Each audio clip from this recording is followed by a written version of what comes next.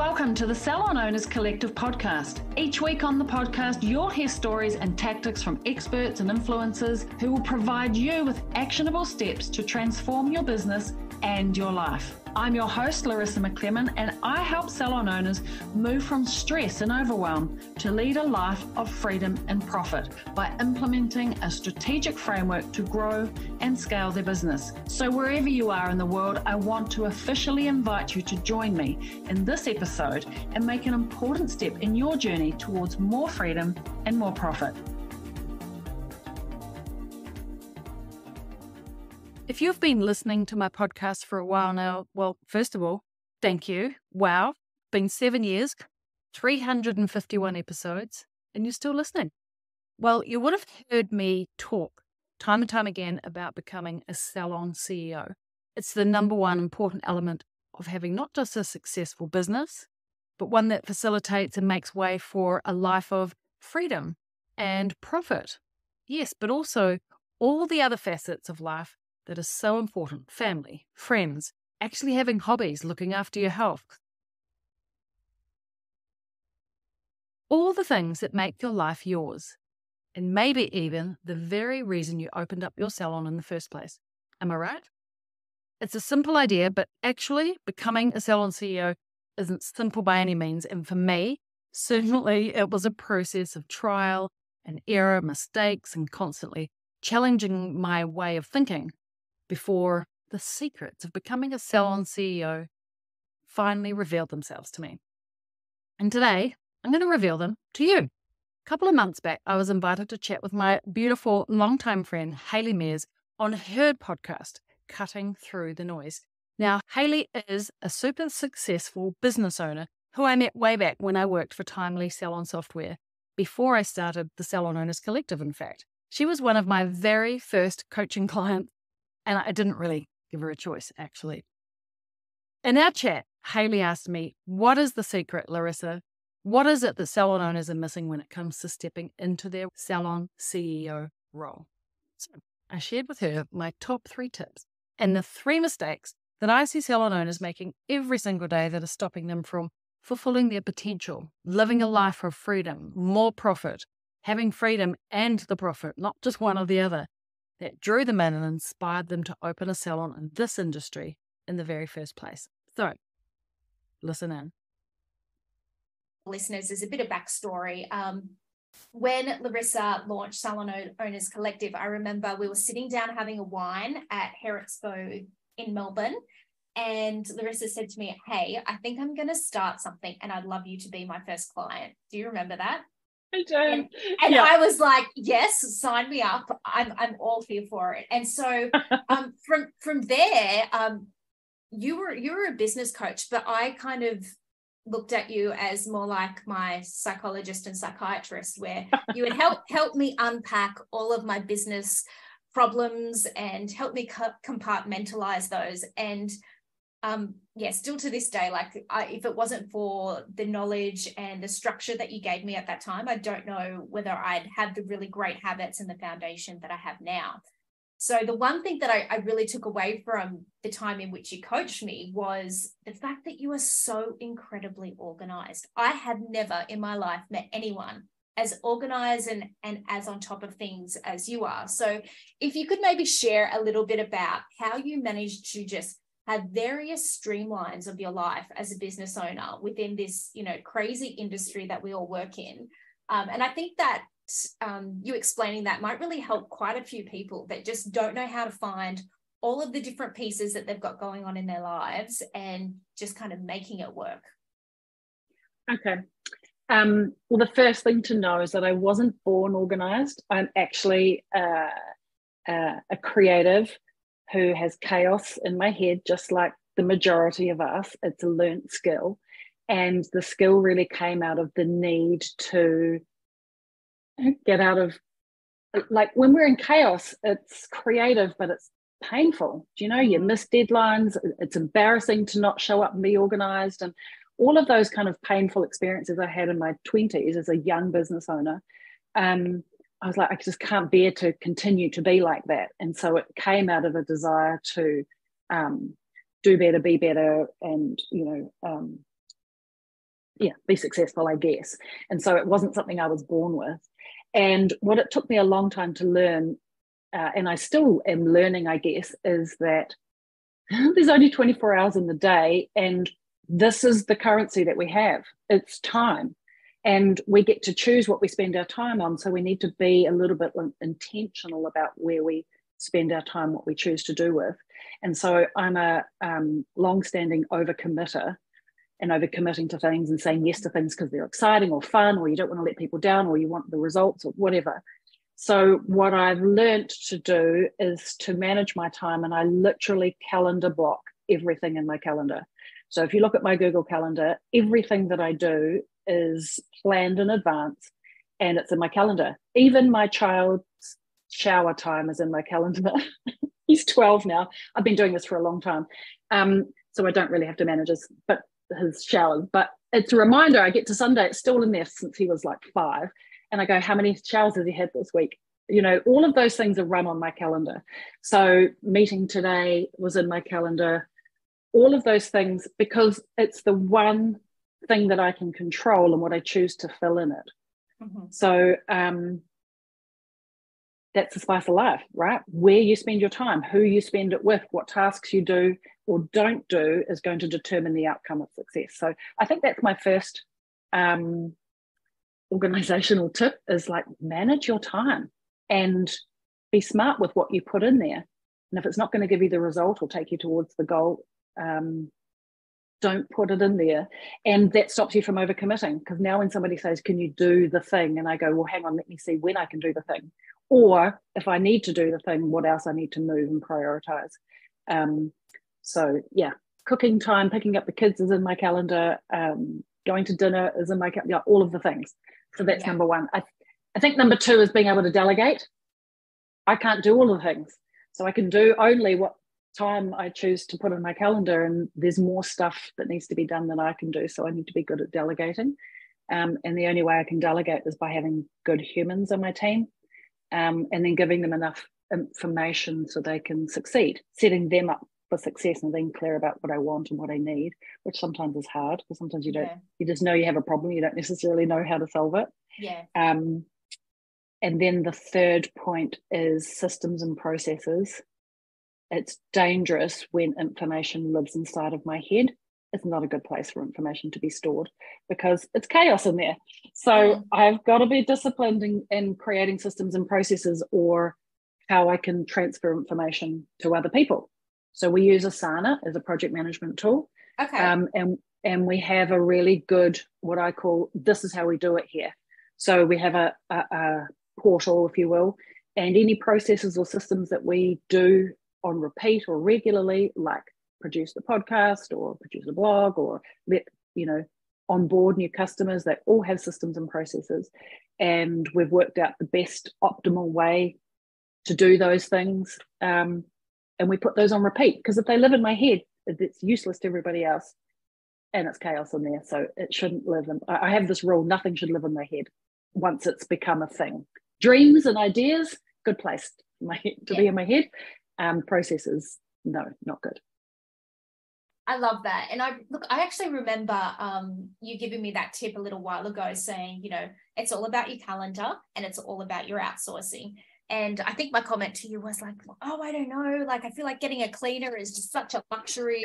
And you were like, no, it just means that the time that you spend, working that pays for the cleaner, it's better. You're getting more stuff done. And all of those tips, it was great because you nudged me out of my comfort zone with all of those things. So I highly recommend all of them. And I think, that organization kind of loops us back to like things like deadlines. And like you said, creative people are really bad at deadlines and all of anything that has a timeline, really. So you never seem to miss that. And you're always across tech.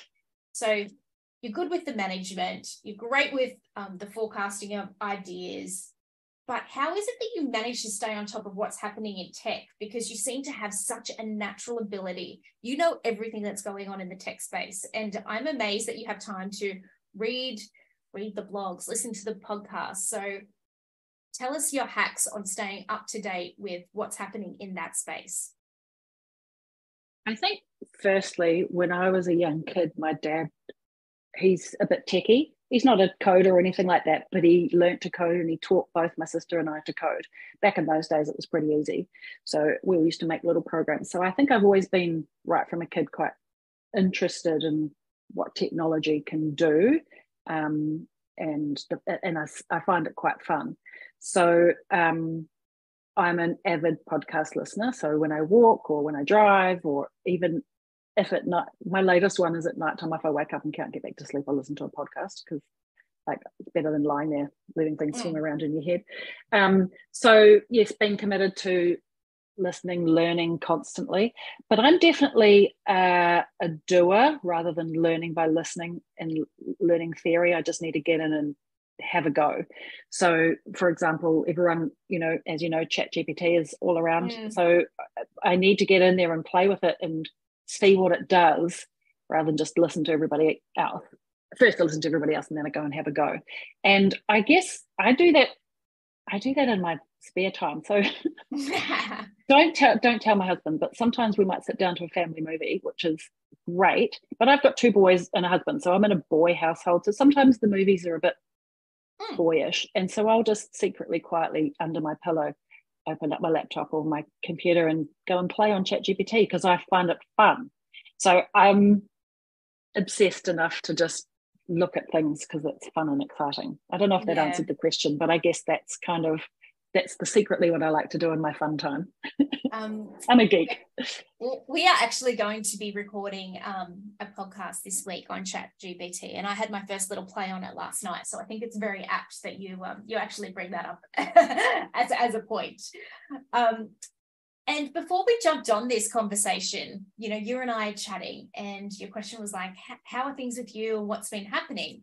And that was a great question because I feel like we're in April at the moment, and knowing that people may be listening to this historically, so April 2023. And what I found in business over the last couple of months is we've hit, a really unique time that we haven't hit before. So we're post-pandemic and we've gone through a very unusual patch, but we've hit another really unusual patch. And that is in Australia and New Zealand, interest rates are really rising, and people are feeling the pinch as business owners in a really big way.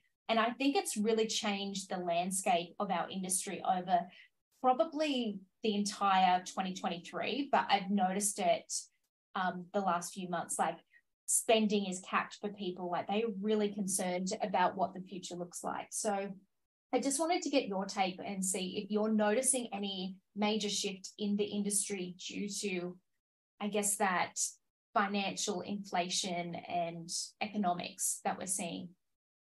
Yeah, for sure. I think globally there's a challenge, but locally interest rates, in some cases are doubling. And I know I was just saying to you before, our interest rate has doubled. And that has a huge, our mortgage interest rate has doubled and it has a huge impact. And I suddenly went, oh, I see what everybody is experiencing. And I know that for some salons, the stories from with our own Salon Mastery community, clients or long-term clients are choosing to downgrade or to come less often, or they're choosing the gym over their hair, depending on what their own priorities are. They're having to make choices around extra spending based on the fact that now their mortgage rate is up and you kind of got to pay where to live. Like that becomes first priority. Yeah. So I think everybody's feeling the pinch. My observation is that those that have a solid business, have a good financial business model, and already have a reasonably successful business or very successful business, aren't going to experience quite the devastating impact. But those that maybe don't have a good financial model are already close to break even or not profitable, and probably are serving the lower end of the market, are going to suffer, because it's the lower end of the market that have no fat in their spending already. They're already budgeting and they're already thinking about how much they can have in discretionary spending. So I think that end of the market's going to be tough.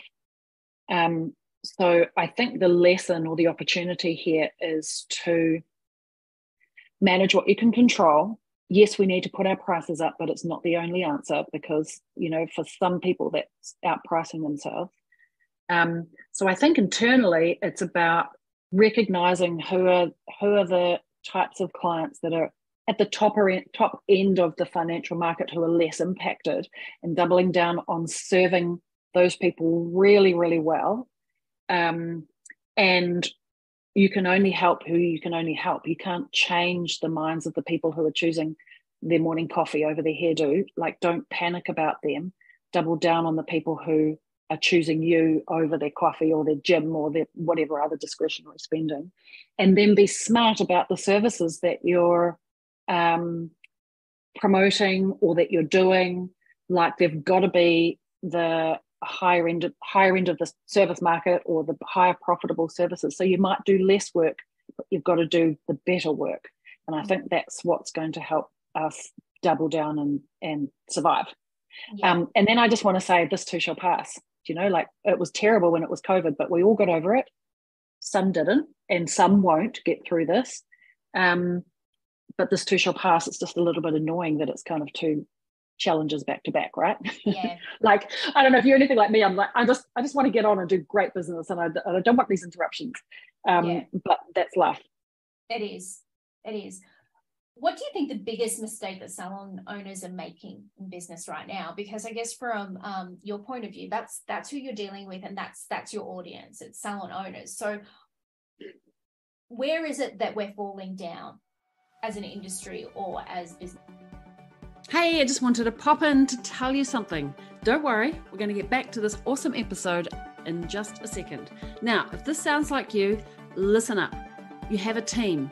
You love your team, but you're sick of wondering why and wishing your team would make their sales targets.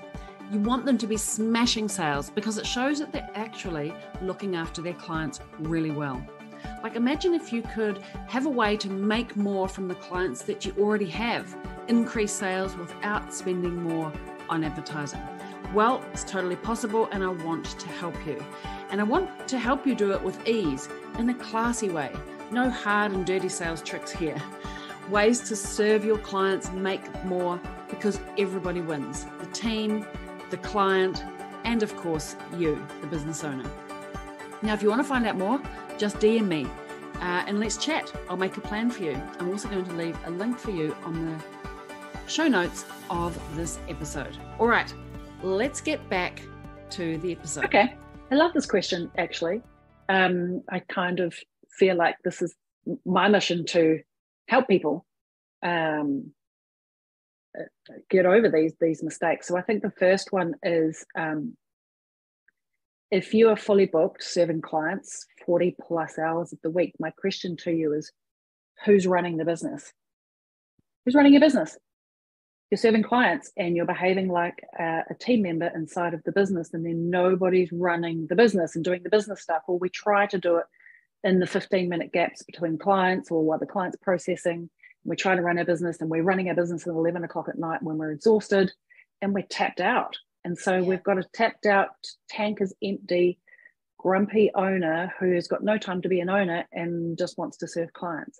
And so I think that's the first mistake, is that we transition from being a stylist or a therapist into being an owner, and we forget to transition our job description. And we keep doing the same thing. We just pile a whole bunch of stuff on top and then wonder why things are going terribly or why we feel stressed out. So I think that's probably the first mistake.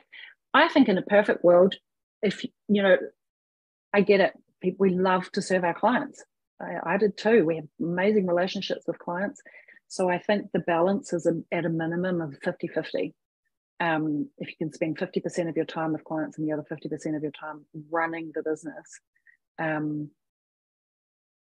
depending on obviously what your growth goals are, like I think you shouldn't be doing any clients personally. Yeah. But we do love to do it. So I think there's got to be something's got to give there. I think that's the first mistake. Yeah.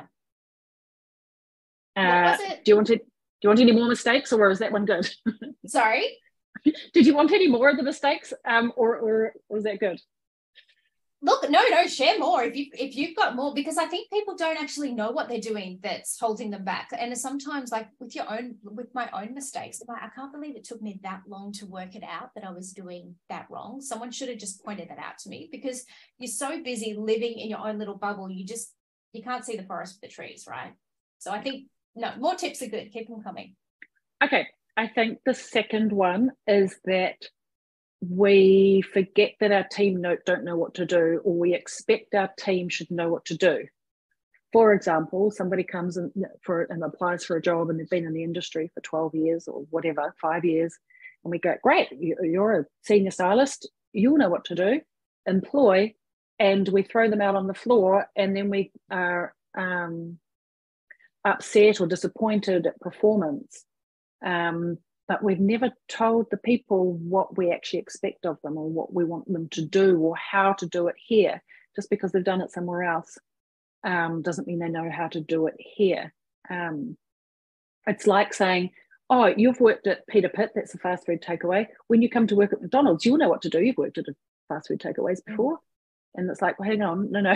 These are completely different businesses. Just because we provide the same service doesn't mean we know what to do. And so I think because we're too busy on the floor doing clients, we're not spending the time showing our people what to do, teaching them how to do the thing, setting them up for success, serving the team members. Just because you know, and it's so obvious to you, it doesn't mean it's obvious to them.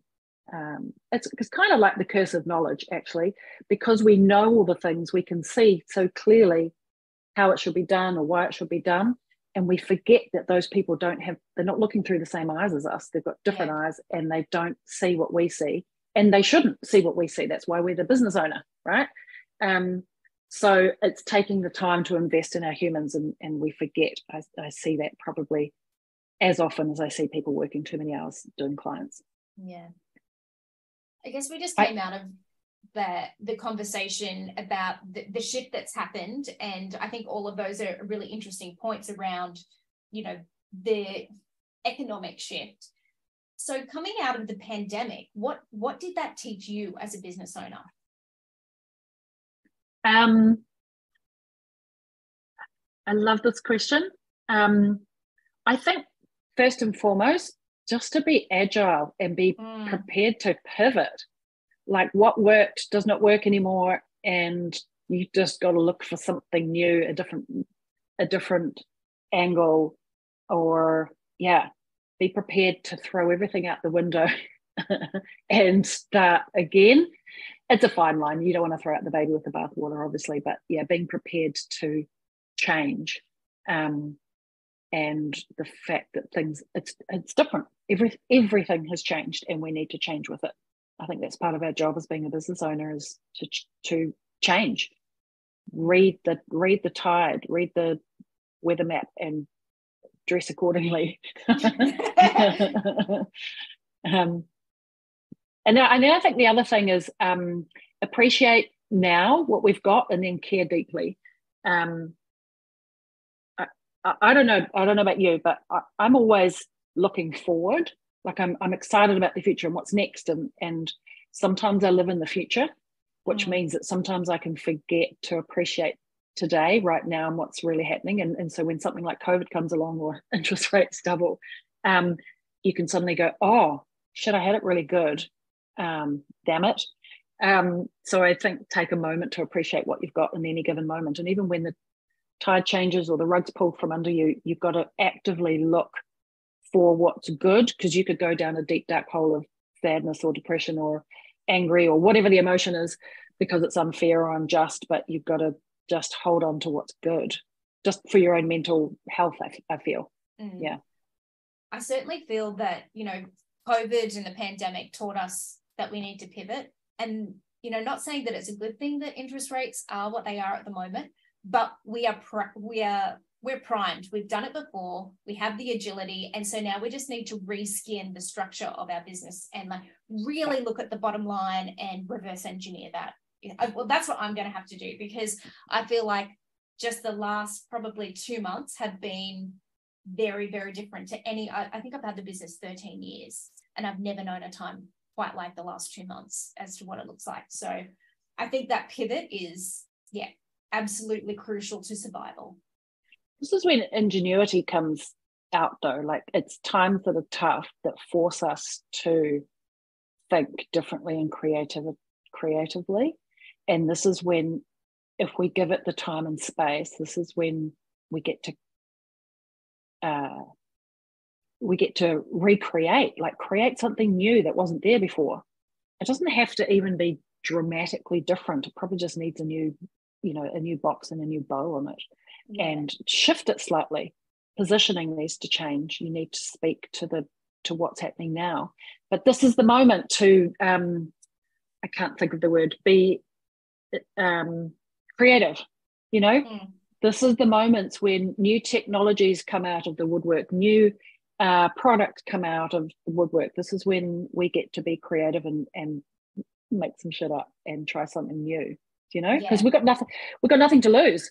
Like, if you tried 3 new things or 3 new products or 3 new services, or you stopped doing something and did something else instead, like, when you're already feeling the pinch, you actually got nothing to lose. Absolutely. You said before something that I just want to come back to, and you said that you're always looking forward, and that was one of another key takeaway that I took from you as a business coach. Sometimes you would say to me, okay, look, everyone has a plan, whether they know it or not. And I want you to get really, really clear on what your plan is. And I think you said to me, everyone should have a 3, a 5, and a 10-year plan. But sometimes we'd actually get more kind of micro detailed on that. And it could be a 3-week, a 3-month plan. So can you tell everyone a little bit about why that planning is so crucial to setting yourself up for success? Yeah.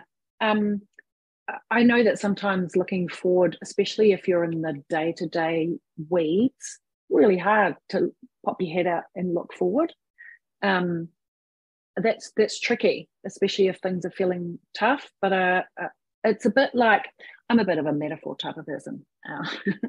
So it's a little bit like, if you're in Sydney and really you have aspiration to get to Brisbane, well, the first thing you need to know is, like, do you want to go to Brisbane or do you want to go to Adelaide? Like, where do you want to go? Because there's no point jumping in the car and packing your bags on a trip if you don't even know where you're going. So that's kind of the first thing. And even if you're not really sure, at least you need to know if you're going to go north or south. Like, where do I want to go at least? Because it's going to make, driving right now, important. Which road am I going to turn next? Well, at least if I know I want to go south, at least I'm going to at least go in that direction. Because otherwise what can happen is we can, and I've experienced this, shit just flies at us. Other people's problems, other people's requirements, business catches on. I call it catching on fire. Do you know when just things are a bit chaotic and you kind of like, you've got to put all the fires out? And, yes, other people's stuff comes flying at you, or opportunity. If you're an opportunist, opportunities come in. People say, do you want to do this? And why don't you come and speak here? And before you know it, you're slammed doing everybody else's agenda, or just a random agenda that came at you, and you were just a yes person. Because I've been the yes person. I'm an opportunist. I want to say yes to everything. Opportunities, yeah. And next minute you wake up and you're like, actually, I don't even want to go this way. I just said yes. And suddenly I'm in Brisbane, but actually I really wanted to go to Adelaide. So I think just putting a pin in the map with a general direction, it gives you clarity on the decisions you say today. Like, am I going to say yes to speaking on, just for example, speaking on stage? Do I actually want to be a speaking on stage person? No, probably not. I don't love being the center of attention. So I'm not saying that I wouldn't do that, but just as an example, be at least ish know kind of where you want to end up in 10 years from now. Otherwise you wake up 10 years from now and go, how'd I get here? Yeah. So I think that's the first thing, and then you can work backwards from there. I think that's mainly the reason. And then getting things written down. I don't know, maybe a little bit magically, or maybe a little bit internally, intentionally, when you write something down, even if you kind of put it in a drawer and don't look at it and you find it 2 years later, somehow something magical happens and you end up doing the things that you write down. I know as an industry, we're visual, but we're also very kinesthetic. So I know when I write something, my whole body and being is in that writing, and I'm now connected to what I've written down. It's how I learn. So when I write a plan down, the chances of it coming to fruition just, double, triple, quadruple. The smarter thing is not to put it in the drawer. The smarter thing is to have it on the wall and look at it all the time, of course, because then you're more likely going to end up where you wanted to go. The hard thing is deciding where you want to go. Yeah. I think that's actually the hard bit. I remember doing the exercise with you, and I came up with mood boards and things, and I had a beautiful apartment that overlooked Sydney Harbour Bridge. I was like, that's where I'm going to live. And I do, and I look back, and it's actually a really great marker in my career to look back when I do those every few years and be like, oh wow, shit, I got quite far. I might not hit the glass ceiling, but I definitely made a fair dent in what it does, and that's really rewarding. I think one of the bigger problems that people in our industry, and like yourselves, you and I as business owners, have is that we do all of that and then we burn out. So what have you got to share on your view of burnout? How do you recharge and stay inspired? And do you have non-negotiables, like this is how my life is going to be and I'm not going to change it because I kind of need this to exist in the calmest, most peaceful space that I possibly can? Yeah, I think, from that kind of long-term planning or putting a pin in the map to the right now, we do something called 369 planning. So 3 years, 6 months, 9 weeks. And so every 9 weeks we have a plan of what we're going to do over the next 9 weeks. And it ties into the 6 months and the 3 years, obviously. But I know for the next 9 weeks what I'm going to work on, but it also gives me permission for the things that I'm not going to work on and I'm going to park till the next 9 week cycle. Because 9 weeks is a good amount of time to get a lot of shit done and take a little bit of a pause before you kind of start the cycle again. And I think there's power in deciding what you're going to do, but also in what you're not going to do, because that whole sort of thing of having too much or saying yes to too many things is the beginning of the end, and that's what leads us to burnout. And I find it's hard to commit to only this many things, because I love a good shiny object or something that's really exciting, and ChatGPT comes along and I'm like, oh, I've got to be part of this shiny object, let's dive in. Now hang on, we actually don't have any bandwidth for this, and because we calendar block and we go, this is the things we're going to do and it's in the calendar, there ain't no space for that. Or if I want to stick something shiny objects in, I have to move something out. So I have to be a little bit intentional about that. And it's only that the discipline of that process that makes space for what I would call my other life that I try to squeeze in, because I'm stupid passionate about business. And I know a lot of people that listen or are in business like you and I, we love our businesses, but you got to make space for the other parts of your life, like your kids and stuff like that. So part of choosing to be remote or disciplined about, like, I always pick up my children at 3 o'clock, that for me is a non-negotiable, and I need to work around that. So I know what my limitations are on how much work I can do, and if I want to get more stuff done, I need to be able to have more people to delegate it to. If I want to be able to employ more people to delegate it to, then I need to have my sales go up so I can afford them. So that's kind of the cycle of project management and this 9-week cycle type of thing, knowing what you can and you can't do, and then non-negotiable.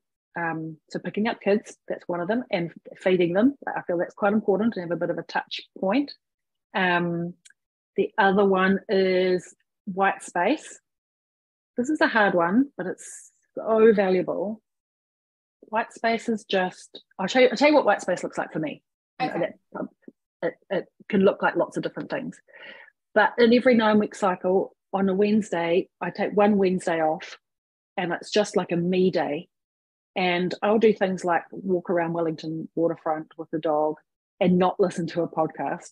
Like, just calm the farm, calm the brain.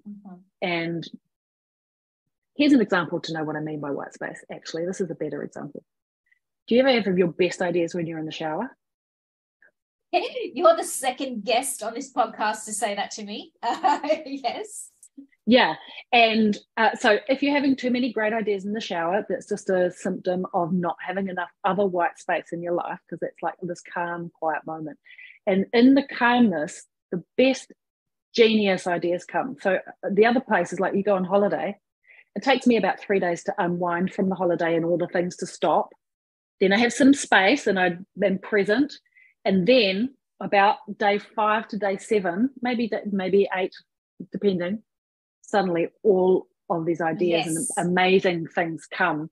Just ta-da! 100%. That happened to me a few weeks ago, and I came back. I sat on a plane for 6 hours typing nonstop, just vomiting out all of the ideas that I had during the holiday. And I was like, get me back to work. I need to get back. Yeah. And there's a sense of urgency now. Yeah. So you kind of want to intentionally engineer this experience, right? Like, why wait till you have a holiday to have the best ideas? Why have too many ideas in the shower? Because by the time I get out of the shower, I've forgotten half of them. I have to go I have to remember three ideas, go and write them down. So that's a symptom of not having enough white space. So my goal is to have some white space in the middle of every 9-week sprint and just have a day off. Go and have a massage, walk around the beach, create the calm, because that's when all the best ideas and all the problems that I need to solve, and suddenly I go, oh, we just need to do this, and then it'll work. So creating white space, super important. Yeah, I love that. Super hard to do. It's so true. It's so true. I loved our chat, as always. Now, she asked me some great questions that I know will change all of you to make some changes one way or the other in your business and your life, possibly. In case you missed some of those things, let's just quickly recap some of those key elements in becoming a salon CEO. Number 1, time management. Your time actually is your currency, and you are in control with how and where you spend it. If you're not already calendar blocking, give it a go, and I promise you it will transform your day-to-day time management.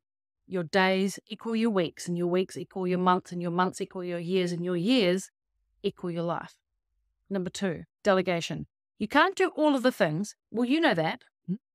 You need to have the right human to support you, and you need to be able to communicate exactly what that support looks like. Delegation, key. All right, number 3, systems and processes. You probably heard me say this from time to time, and I'll say it again. The information that lives in your brain and your brain only is no use to anyone. And of course, we talked about the 3 mistakes that I see salon owners making that you don't need to make. And trust me, I made these mistakes myself a long time ago, and you just don't have to. Number 1, spending all of your time with clients on the salon floor. You love your clients. I totally get it. I love my client, and I get it. But if you're spending all of your time serving clients, who is running and growing your business? Number 2, not communicating how you want things done with new team members. Every single salon is unique, right? And does she know how you do things around here? And she doesn't know unless you tell her.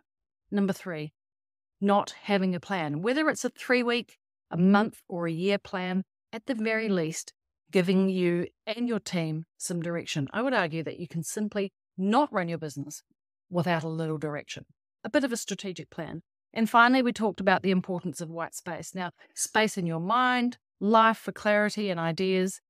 Can't leave this up to chance, and you need to intentionally engineer this into your life. Create the space that you can find the calm in the chaos. Need I say more? Well, thank you for joining me again on the Salon Owners Collective podcast. It's always a pleasure to hang out with you. And if you think you are ready to step into your role as a salon CEO, I think you're ready too. And that I would love to help. So let's chat. Maybe Salon Mastery or the Momentum program is a good fit for you. All right, look forward to connecting. Same time, same place on the podcast. Ciao for now.